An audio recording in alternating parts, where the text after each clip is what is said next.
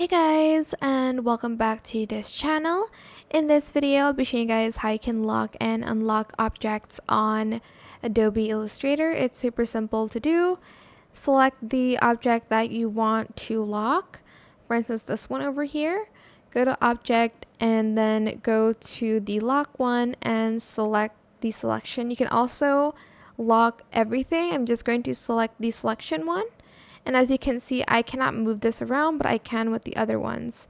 And then to unlock the object itself, you are just going to right click on the object, unlock, and then select ellipse. If you want to select just like for instance 3, I'm just going to press shift on my keyboard and select these, object, lock, and then selection again, and then I won't be able to move them around. You're going to then right click, unlock, and then you can unlock it like that. But you do have to unlock it on top of the object that you do want to unlock. That is it for this video. I hope it was helpful for you guys. Don't forget to like, comment, share. Also subscribe to this channel if you haven't done that already. If you have any more questions about this video, just leave it in the comment section down below. I'll try my best to answer them all for you guys.